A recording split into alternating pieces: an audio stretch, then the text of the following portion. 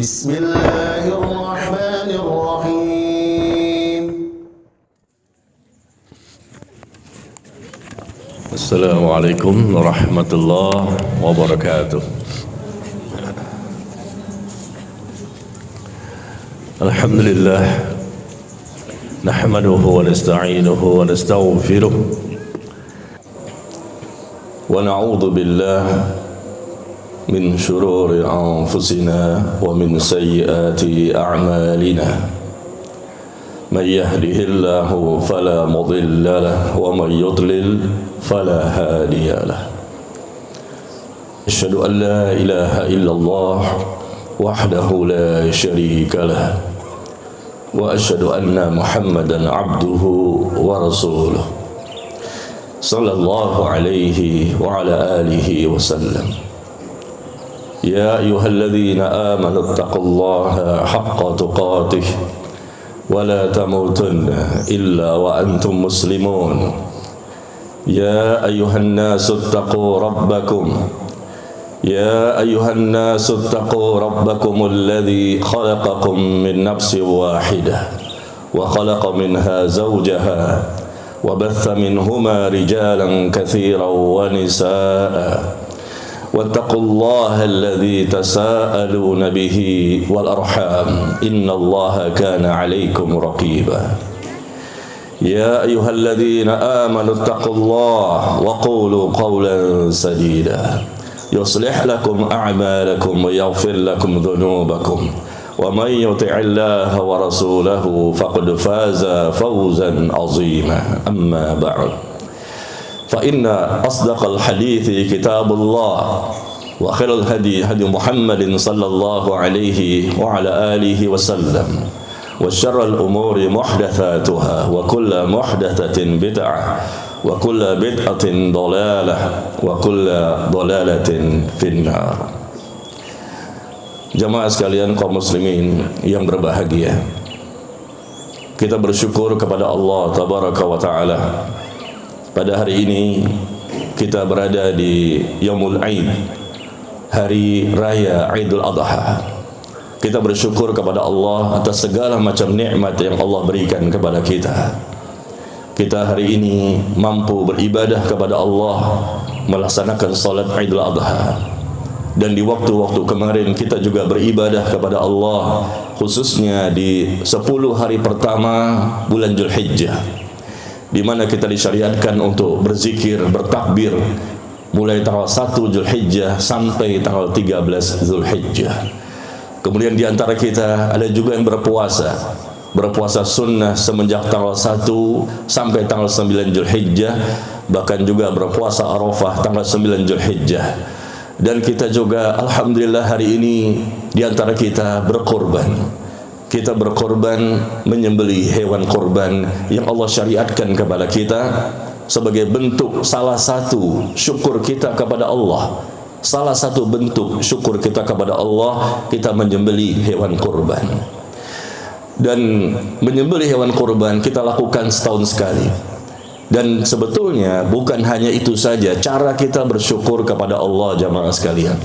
Bersyukur kita kepada Allah setiap saat, setiap waktu, setiap desahan nafas. Tidak cukup kita hanya bersyukur hanya setahun sekali dengan kita berkorban, menyembelih hewan kurban. Begitu banyak nikmat yang Allah berikan kepada kita selama 1 tahun ini, bahkan selama hidup kita. Tidak mungkin kita bersyukur kepada Allah hanya dengan cara berkorban setahun sekali. Seorang mukmin yang sejati, mereka bukan hanya berkorban sapi, kambing dan domba ataupun unta yang mereka lakukan setahun sekali. Seorang mukmin yang sejati adalah mereka yang berkorban setiap saat, setiap waktu, dengan tenaganya, fikirannya, waktunya, hartanya, bahkan jiwanya sekalipun, demi untuk mendapatkan ridho Allah, cinta Allah, ampunan Allah, rahmat dari Allah. Karena memang kita diciptakan di dunia dalam rangka untuk beribadah, jamaah sekalian. Sebagaimana Allah firmankan, "Wa ma khalaqtul jinna wal insa illa liya'budun." Tidak aku ciptakan jin dan manusia kecuali untuk beribadah kepadaku. maka kita wajib beribadah kepada Allah dan bersyukur kepadanya atas segala macam nikmat yang Allah berikan kepada kita. Dan kalau kita bersyukur dengan benar, maka Allah pun akan kembali menambahkan nikmatnya kepada kita. La in syakartum la azidannakum. Kalau kalian bersyukur kepada Allah, maka Allah pun akan semakin menambahkan nikmatnya kepada kita. Maka jamaah sekalian, pada khutbah yang singkat ini, marilah khatib mengajak diri khatib pribadi dan seluruh kaum muslimin, marilah kita bersyukur kepada Allah dengan benar, bersyukur kepada Allah dengan memperbanyak ibadah kepada Allah tabaraka wa ta'ala, melakukan berbagai macam kewajiban dan perintah, melakukan hal yang wajib dan sunnah, dan melakukan hal-hal yang bisa mengundang cinta Allah kepada kita, dan kita berkorban kepada Allah dalam kehidupan kita dengan berbagai macam cara yang bisa kita kerjakan. Dan Allah menyebutkan dalam surah Al-Baqarah, wa minan nasi may yashri nafsahu ibtigha'a mardatillah. Dan di antara manusia ini, kata Allah, ada orang-orang yang mereka mengorbankan diri mereka untuk mendapatkan ridho Allah. Perhatikan firman Allah ini. Allah tidak bicara tentang kurban sapi, kambing, domba ataupun unta, tapi di surah Al-Baqarah ini Allah menegaskan, wa minan nasi may yashri nafsahu ibtigha'a mardatillah wallahu raufum bil ibad. Di antara manusia ini, kata Allah, ada hamba-hamba Allah yang mereka mengorbankan diri mereka dalam rangka mendapatkan ridho Allah. Yang mereka korbankan bukan lagi hewan, tapi yang mereka korbankan diri mereka. Yang mereka korbankan artinya mereka mengorbankan waktunya, tenaganya, fikirannya, harta dan jiwanya. Itulah hakikat dari kurban yang sebenarnya.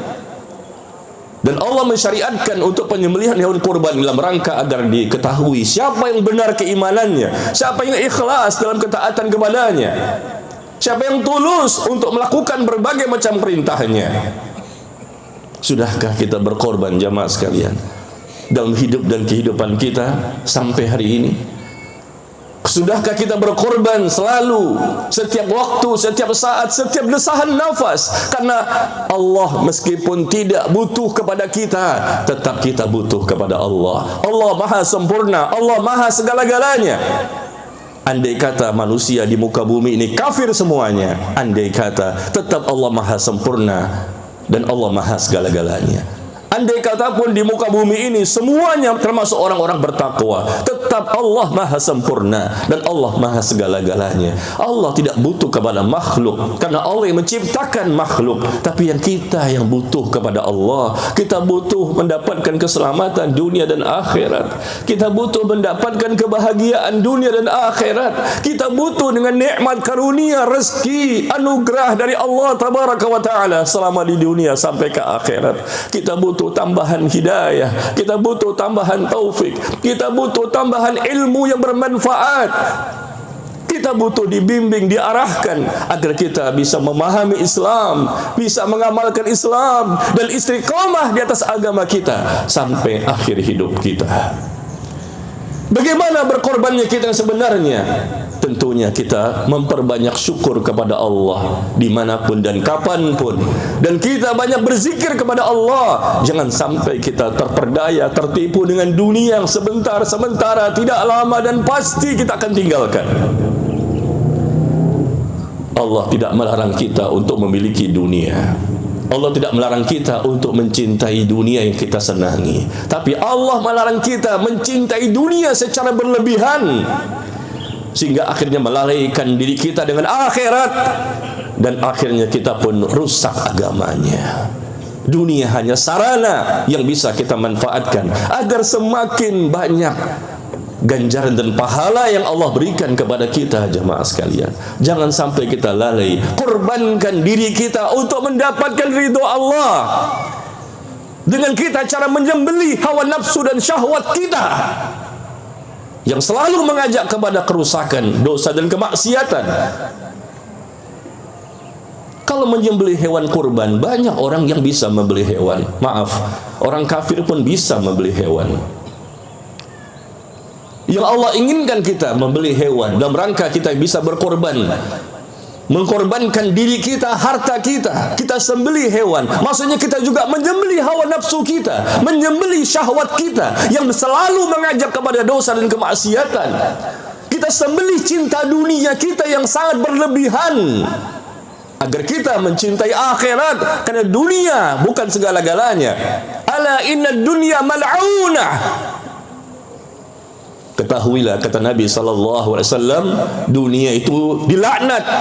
Mal'un ma fiha, dilaknat apapun yang ada di dalam dunia ini. Dunia dilaknat dan apapun yang ada di dunia ini semua dilaknat oleh Allah, illa, kecuali ada 4 perkara yang Allah cintai untuk kita kerjakan selama hidup di dunia.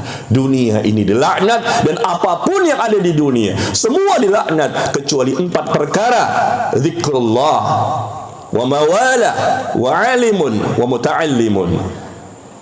Yang tidak dilaknat oleh Allah adalah orang yang senantiasa berzikir kepada Allah, selalu melakukan ketaatan-ketaatan kepada Allah.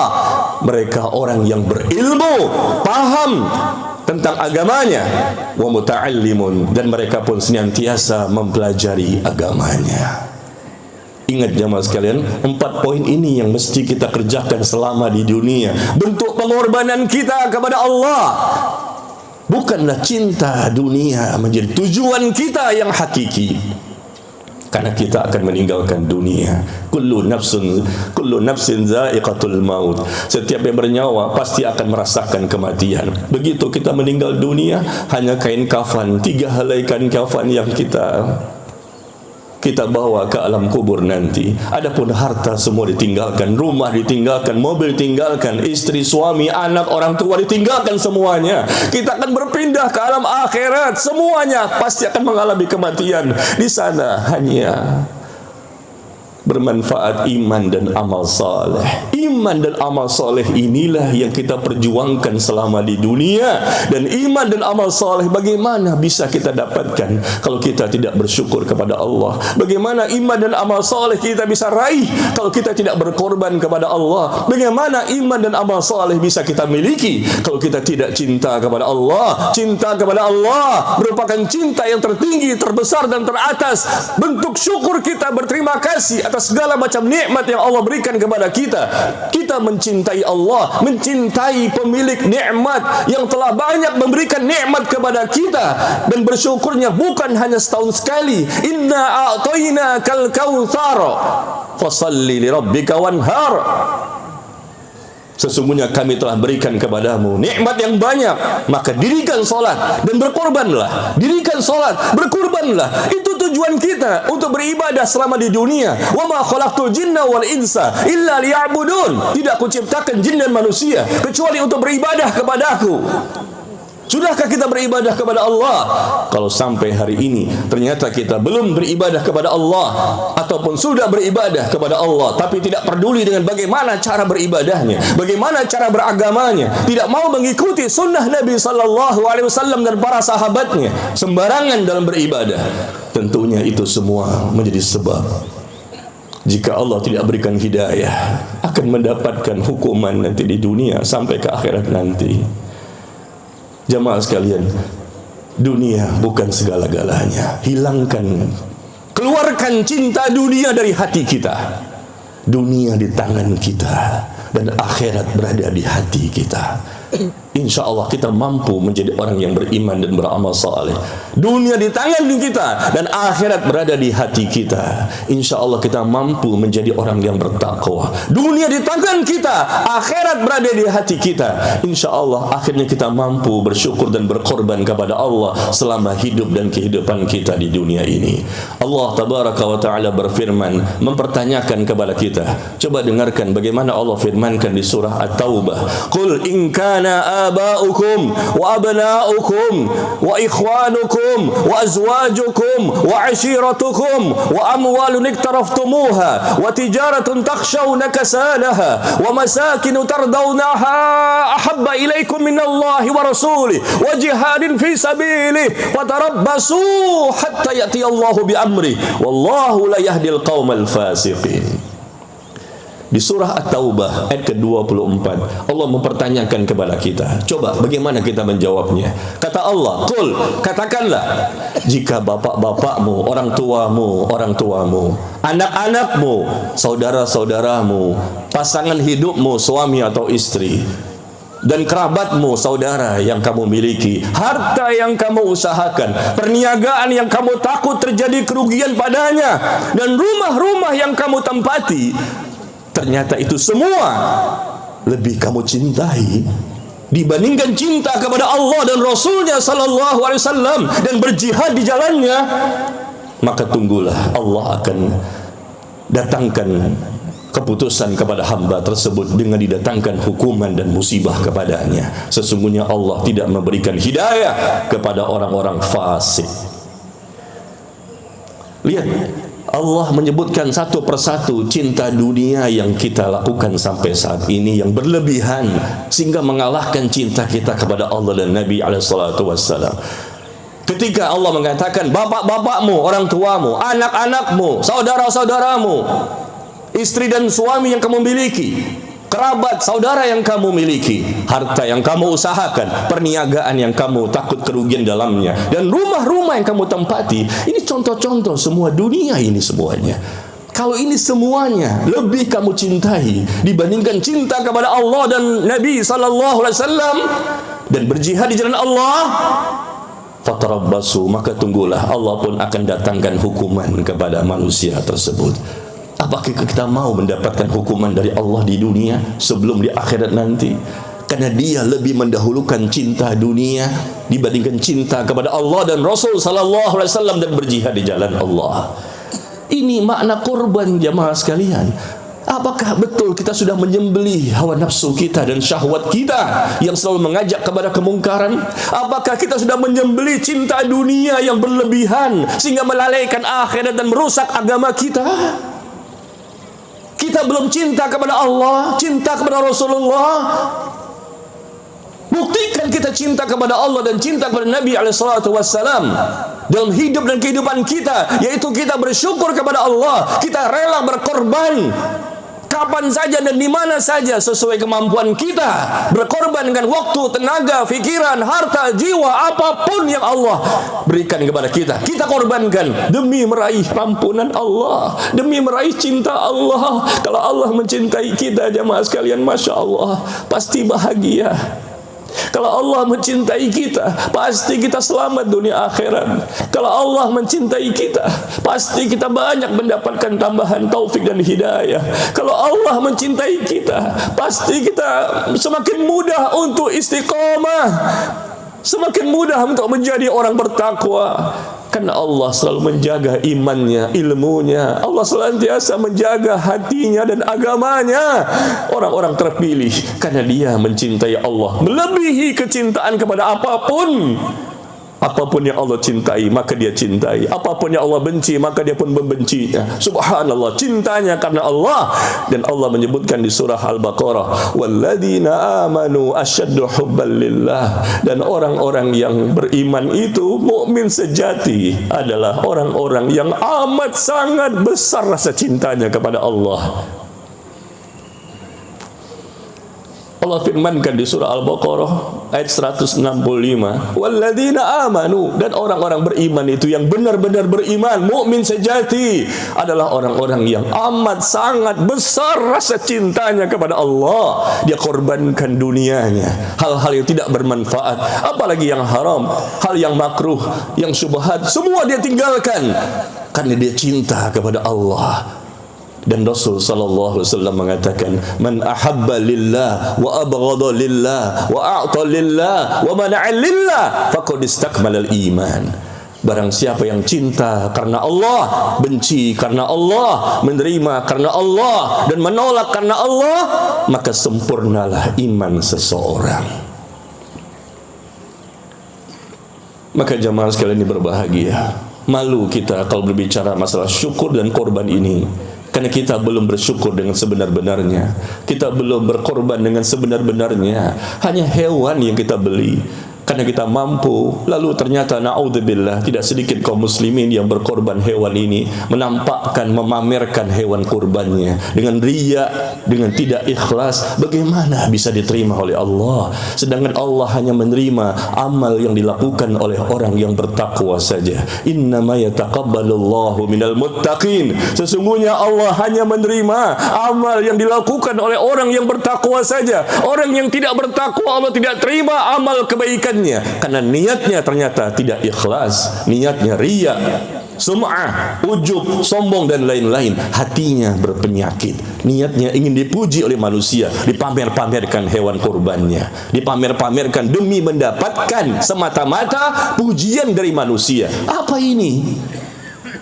Allah memberikan nikmat kepada kita tidak hitung-hitungan jamaah sekalian, sedangkan kita hitung-hitungan. Mau berkorban tapi hitung-hitungan. Kalaupun berkorban ternyata tidak ikhlas, Allah tahu semua niat kita. Wallahu alimun bidatis sudur. Allah maha mengetahui apa yang ada pada hati kita. Mau lari kemana kita ini?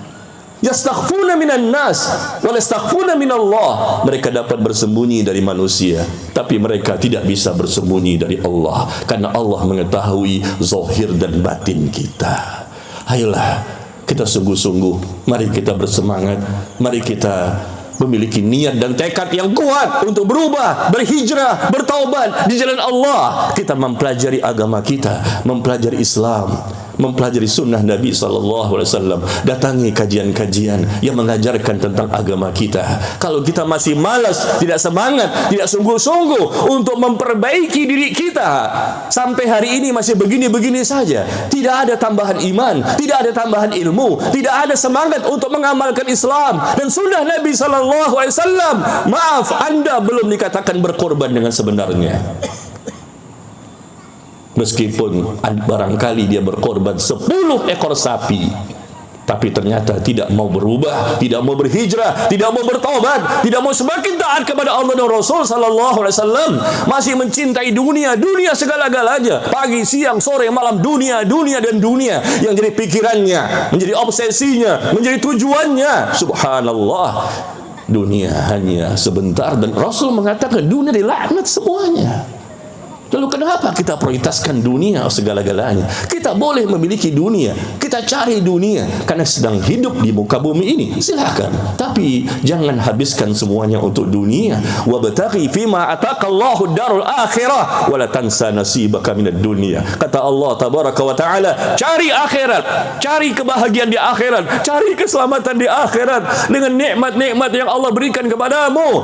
Tapi kamu jangan lupakan nasib kamu di dunia. Allah tidak suruh kita menghilangkan dunia semuanya, tetapi umumnya manusia mereka lebih mendahulukan dunia dibandingkan akhiratnya, yang dimana kita paham bahwa akhirat itulah kehidupan yang kekal abadi selama-lamanya. Di sanalah kita akan mendapatkan kemudahan di alam kubur sampai hari kiamat, dibangkitkan pada hari kiamat di padang mahsyar. Banyak fase-fase kehidupan. Kita akan dihisab amal kita nanti pada hari kiamat, ditimbang amal kita. Kita akan melewati sirat, jembatan yang terbentang di atas neraka jahanam, yang lebih tajam dibandingkan pedang dan lebih halus dibandingkan rambut.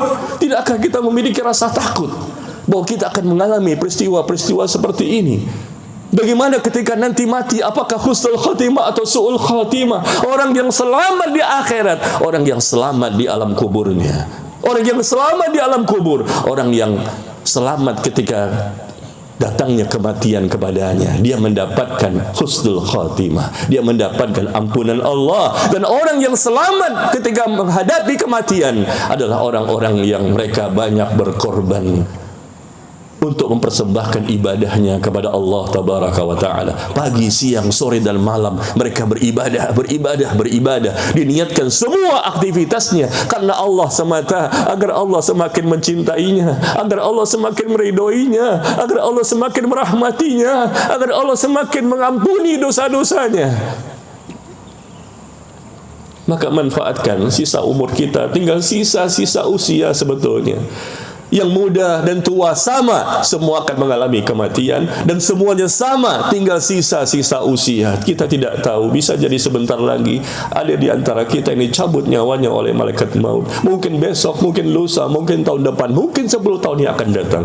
Tapi intinya adalah semuanya sedikit, tidak lama sebetulnya jemaah sekalian. Maka jangan kita sampai melupakan pencipta kita. Fadkuruni adkurkum, ingatlah kamu kepadaku, aku pun akan ingat kepadamu, kata Allah tabaraka wa ta'ala. Ingatlah kepada Allah, Allah akan ingat kepada kita. Allah mudahkan semua urusan kita, Allah berikan solusi atas segala permasalahan kita. Wa aufu bi ahdi ufi bi ahdikum wa iyaya farhabun, penuhi janjimu kepada Allah, maka Allah pun akan penuhi janjinya kepadamu. Allah tidak pernah mengingkari janjinya. Segeralah kita bertaubat, bersemangat kita untuk mengamalkan Islam ini dan sunnah Nabi SAW. Kalau kita tidak mau berkorban, maka tentunya orang itu akan menjadi orang yang dimurkai dan dilaknat oleh Allah tabaraka wa taala. Jadilah kita mukmin sejati, jadilah kita orang bertakwa. Target kita di akhirat ingin bisa menjadi orang yang masuk surga selamat. Target kita di dunia sampai mati adalah ingin bisa menjadi orang bertakwa, karena orang bertakwalah yang diterima pengorbanannya, orang bertakwalah yang diterima amal solehnya, orang bertakwalah yang subhanallah mendapatkan berbagai macam nikmat kebaikan di dunia sampai ke akhirat nanti. Jagalah diri kita dan keluarga kita dari siksa api neraka. Ya ayyuhalladzina amanu qu anfusakum wa ahlikum nara. Wahai orang-orang yang beriman, jagalah dirimu dan keluargamu dari api neraka. Ya ayyuhalladzina amanu tubu ilallahi taubatan nasuha. Wahai orang-orang yang beriman, bertobatlah kepada Allah dengan taubat nasuha. Apalagi yang kita tunggu jemaah sekalian? Apalagi yang kita tunggu? Hari semakin berjalan, waktu pun habis, dan malaikat maut pun akan datang untuk mencabut nyawa kita. Tua dan muda akan mati, yang kaya dan miskin akan mati, yang sehat dan sakit pun akan mati. Ayolah segera kita bertaubat kepada Allah. Banyak-banyak ingat tentang kematian, banyak-banyak ingat dengan Allah, banyak-banyak ingat tentang akhirat. Itulah kehidupan kita yang sebenarnya. Wa ma hadhil hayatud dunya illa lahu wa la'ib wa inna ad-darul akhirah lahiyal hayawan law kanu ya'lamun. Allah berfirman, tidaklah dunia ini melainkan senda gurau dan permainan saja. Lahu wa la'ib. Allah menggambarkan dunia sebenarnya hanyalah senda gurau permainan, senda gurau dan permainan. Wa inna darul akhirah, dan negeri akhirat yang kekal abadi selama-lamanya, itulah kehidupan yang sebenar-benarnya kalau kamu mengetahuinya. Segera bertaubat, segera berkorban, segera kita kembali kepada Allah, segera kita berhijrah dengan benar. Tumbuhkan tauhid kita kepada Allah, kita mengesahkan Allah dan tidak melakukan kesyirikan. Tumbuhkan niat yang ikhlas, jangan riak dalam melakukan amal-amal saleh. Mari kita ajak diri kita, keluarga kita, teman kita, siapa saja kita ajak mereka. Kita mengajak diri kita dan mereka sekaligus untuk bersama-sama kembali kepada Allah. Kita berkorban dengan begitu banyak pengorbanan dan semuanya tidak akan sia-sia. Dunia ini tempatnya capek, letih dan lelah. Senang, bahagia, istirahat yang panjang nanti di akhirat ketika Allah masukkan kita ke dalam surga. Dunia tempatnya capek, letih dan lelah untuk berkorban. Dunia tempatnya kita capek dan letih dan lelah untuk beribadah kepada Allah. Nanti di akhirat begitu masuk ke dalam surga, itulah tempat yang senang, bahagia, senang dan bahagia. Kita beristirahat panjang mendapatkan kenikmatan, dan kita ingin mendapatkan surga Firdaus, surga yang paling tinggi, surga yang paling nikmat, surga yang paling indah. Disitulah Nabi kita Nabi Muhammad sallallahu alaihi wasallam dan para nabi-nabi yang lain, orang-orang saleh dan salehah, orang-orang yang mati syahid, orang-orang siddiqin, mereka berada di surga Firdaus. Bukan sekedar masuk surga yang kita inginkan, tapi kita juga ingin masuk surga berada bertingkatan tertinggi, yaitu surga Firdaus. Dan di sana mudah-mudahan kita bisa bertemu dan melihat wajah yang mulia, wajah Nabi kita yang kita rindukan, yaitu Nabi Muhammad sallallahu alaihi wasallam. Setiap hari kita menyebut namanya, Setiap hari kita mengucapkan salawat kepadanya. Allahumma salli ala Muhammad wa ala ali Muhammad. Dalam solat maupun di luar solat kita sebut-sebut namanya, dan kita tidak pernah bertemu dengannya. Kita sebagai umat akhir zaman tidak pernah bertemu dengan Nabi kita, tapi namanya kita sebut, kita dengar namanya dikumandangkan ketika azan dan lain-lain. Apakah kita tidak rindu ingin bertemu dengannya? Katanya kita mengikuti sunnah, mengikuti ajarannya. Bukti bahwa kita mengikuti sunnah, mengikuti ajarannya adalah kita semakin cinta dan rindu ingin bertemu dengannya. Dan dia tidak mungkin kita bisa bertemu dengannya kalau kita tidak berkorban selama di dunia. Berkorbanlah, dan nanti Allah akan pertemukan kita dengan Nabi Muhammad sallallahu alaihi wasallam di surga Firdaus, dan kita pun bisa melihat wajah Allah yang mulia, yang maha suci, yang maha tinggi. Allah perlihatkan wajahnya nanti ketika di surga sebagai kenikmatan yang terbesar, mengalahkan surga itu sendiri. Nikmat terbesar di surga adalah melihat wajah Allah tabaraka wa ta'ala. Maka mintalah kita kepada Allah, Allahumma inni as'alukal jannatal firdausal a'la bighairi hisab wala azab. Ya Allah, aku mohon kepadamu surga Firdaus, surga yang paling tinggi, yang paling tengah. Kita minta kepada Allah, dan kita pun berlindung kepada Allah dari siksa api neraka, dan kita pun berharap kepada Allah agar kita dimudahkan di dunia sampai mati nanti. Barangkali itu jamaah sekalian khutbah yang bisa saya sampaikan. Semoga kita semakin meningkat iman kita dan rasa takut kita kepada Allah, dan semakin banyak pengorbanan yang kita lakukan. Sekali lagi, Allah tidak butuh dengan apa yang kita lakukan, karena Allah maha kaya. Tapi kita berkorban dan beribadah kepada Allah dengan semakin taat kepadanya dan menjauhi dosa-dosa, dan kita pun semakin tunduk patuh kepadanya, tidak ngeyel, tidak membantah, tidak mengingkari dan tidak mendustakan. Apapun kata Allah dan Rasul, kita sikapi dengan sami'na wa ata'na. Kami dengar, kami taat, kami dengar, kami taat. Itulah ciri khas orang-orang yang beriman. Mudah-mudahan amal kita diterima oleh Allah. Mudah-mudahan dosa-dosa kita diampuni oleh Allah. Kita berharap kita bisa mendapatkan husnul khatimah. Kita berharap kita mendapatkan kebaikan-kebaikan di dunia dan di akhirat nanti. Marilah kita berdoa kepada Allah jamaah sekalian. Semoga Allah mengijabah doa-doa kita.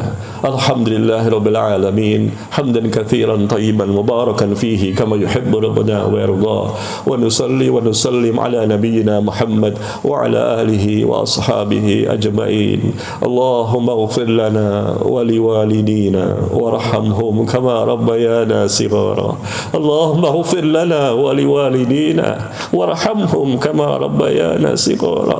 اللهم اغفر لنا ولوالدينا وارحمهم كما ربيانا صغارا.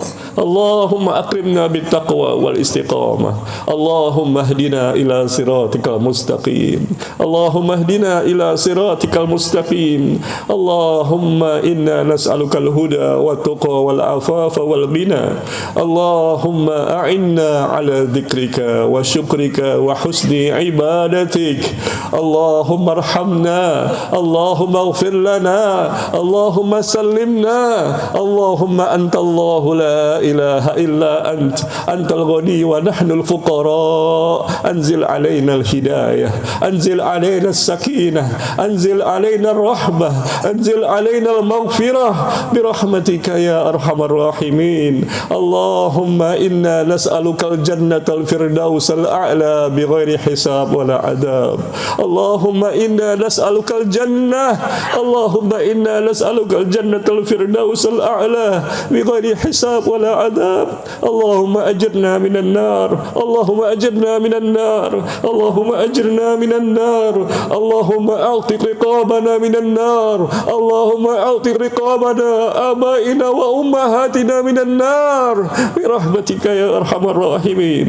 اللهم إنا نعوذ بك من عذاب جهنم ومن عذاب القبر ومن فتنة المحيا والممات ومن فتنة المسيح الدجال.